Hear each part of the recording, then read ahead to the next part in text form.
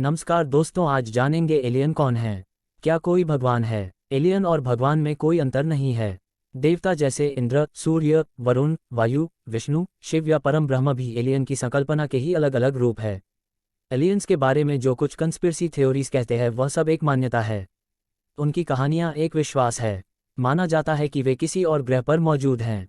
जब मानव ने पूरी पृथ्वी की खोज नहीं की तो कई क्षेत्र अछूते थे, जैसे घने जंगल, ऊंचे पहाड़। उस समय लोगों का मानना था कि ऐसे स्थानों पर देवता निवास करते हैं। यूनानियों का मानना था कि उनके देवता माउंट ओलंपस की चोटी पर रहते थे। हिंदुओं का मानना था कि उनके देवता मेरू पर्वत और कैलाश पर्वत पर रहते थे। विष्णु को गहरे समुद्र में कहीं सोते हुए माना जाता था। यक्ष झीलों में रहते थे। जल अप्सराएं नदियों में रहती थीं। एक बार जब हमने सारी जानकारी प्राप्त कर ली, पृथ्वी पर सभी स्थानों की खोज की गई, तब देवताओं के निवास भी बदल गए। देवताओं को उनके पारंपरिक घरों से निकाल दिया गया। अब उनका घर अन्य ग्रह बन गया। कैलाश पर्वत अब पर्वत नहीं रहा, वह धाम बन गया, वह एक ग्रह बन गया। तो एलियंस की तरह ही सर्वोच्च देवता अपने एलियन ग्रह में रहते हैं। कुछ उन्हें स्वर्ग, वैकुंठ, जन्नत, कैलाश, ब्रह्मज्योति, स्वर्ग कहते हैं। कार्डेशिव स्केल किसी सभ्यता के तकनीकी विकास के स्तर को मापने का एक तरीका है। ये वह पैमाना है जो एलियंस के विकास के स्तरों का वर्णन करता है। अगर हम ऐसी प्रजातियों का सामना करते हैं तो वे कितने विकसित हैं, ये जानने के लिए यह पैमाना बनाया गया था। इस पद्धति से किसी अलौकिक एलियन सभ्यता का तीसरा स्तर उच्चतम है। ऐसी सभ्यता को गैलेक्टिक सभ्यता कहा जाता है। सैद्धांतिक रूप से वे पूरी आकाशगंगा को नियंत्रित कर सकते हैं। इसमें एक और डिग्री जोड़ी जाती है, वह है एक्स्ट्रा गैलेक्टिक सिविलाइजेशन। वे आकाशगंगाओं से परे जाकर अपना शासन स्थापित करते हैं। आप श्रेष्ठ शक्तियों और हवाई विमानों वाले देवताओं के बारे में सोच सकते हैं, और जब वे खतरे में होते हैं तो वे अपने आप में से और ज्यादा श्रेष्ठ नेताओं जैसे शिव, ब्रह्मा या विष्णु को बुलाते हैं। वे इन एलियन जातियों के समान ही हैं। कोई छोटे एलियन है, कोई बड़े है। कैनोपनिषद में कहा गया है कि मिदम यक्षम पूज्य महद्भुतमिति शांकर भाष्य 3.15 ब्रह्म तत्व एक यक्ष के रूप में प्रकट हुए। यदेतद्विद्युतो 4.28 वह वैसे ही प्रकट हुआ जैसे बादलों से बिजली दिखाई देती है, एक प्रकाश के साथ, प्रकाश की चमक की तरह। इंद्र, यम, वायु, अग्नि उनके पास पहुंचे। तदभ्यद्रवत तस्मात् तिरुदधे 3.24। लेकिन वह यक्ष जो स्वयं ब्रह्म था वह गायब हो गया। तो ब्रह्म स्वयं भयभीत है कि लोग उसे जान न लें। वह गायब हो जाता है, वह बेचैन है। सैद्धांतिक रूप से समय के आयाम में रहने वालों में एलियन प्राणी भी हो सकते हैं। हम दादर, कुर्ला, वाशी, नागपुर, गोवा, दिल्ली जाते हैं क्योंकि हम भौतिक आयाम में रहते हैं। एलियंस जो समय के आयाम में रहेंगे वे अतीत और भविष्य की घटनाओं में वैसे ही जा सकेंगे जैसे हम अलग अलग जगहों पर जाते हैं। वे स्वयं को हमारे सामने उन रूपों में भी प्रस्तुत कर सकते हैं जिन्हें हम देख सकते हैं, उपनिषदों के इस परम ब्रह्म की तरह।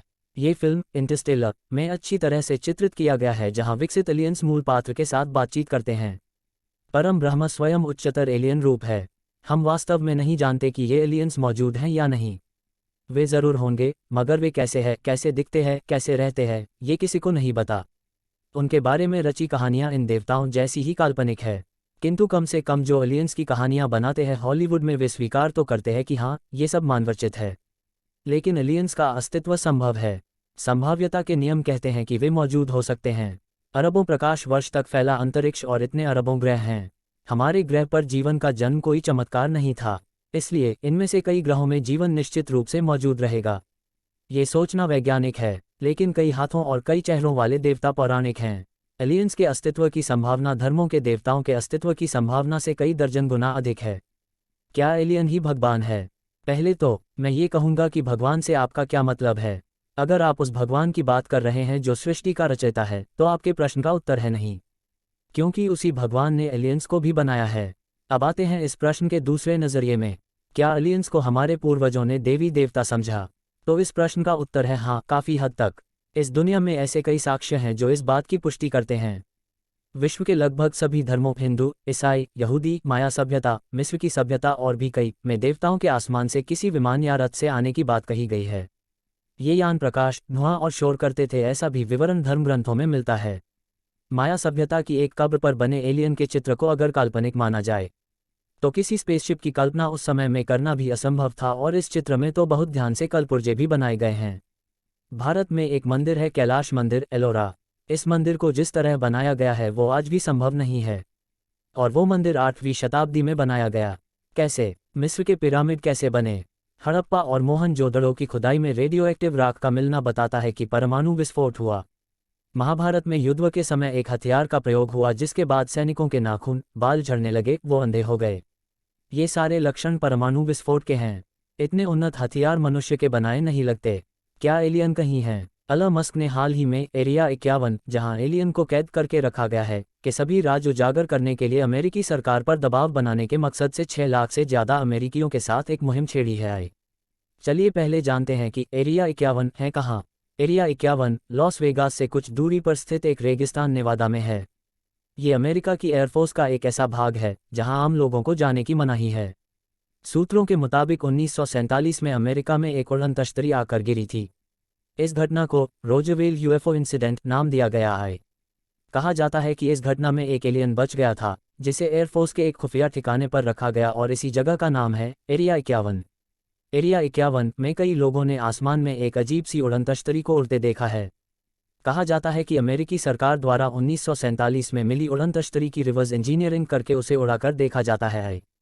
पता नहीं उन्हें कामयाबी मिली या नहीं, लेकिन स्पेसएक्स के मालिक एलन मस्क, जिन्हें एलियन के अस्तित्व में विश्वास है, के अनुसार सुपर इंटेलिजेंट एलियन कहीं ना कहीं से हमें देख रहे हैं और वो हमारी टेक्नोलॉजी से बहुत बहुत आगे हैं और हमें उनकी टेक्नोलॉजी तक पहुंचने में अभी कई साल लगेंगे। शायद उनका इशारा एरिया 51 में की गई उड़न तश्तरी की रिवर्स इंजीनियरिंग की तरफ हो सकता है। वैसे तो दुनिया भर में लोगों ने उड़न तश्तरी देखे जाने का दावा किया है। अब बिना आग तो धुआं नहीं होता, इसलिए इतने बड़े ब्रह्मांड में हो सकता है किसी ग्रह पर एक और जाति रहती हो जिसे हम एलियन कहते हैं। अब सच क्या है, ये या तो अगर एलियन से साक्षात मिले तब साफ होगा, इसके आसार थोड़ा कम हैं, या फिर अमेरिका के एरिया 51 के बारे में सारी सच्चाई जाहिर करने पर ही ये धुंध थोड़ी साफ होगी। आप सब की तरह मैं भी इंतज़ार कर रही हूँ। ऐसी ही वीडियो को देखने के लिए चैनल को सब्सक्राइब ज़रूर करें। धन्यवाद।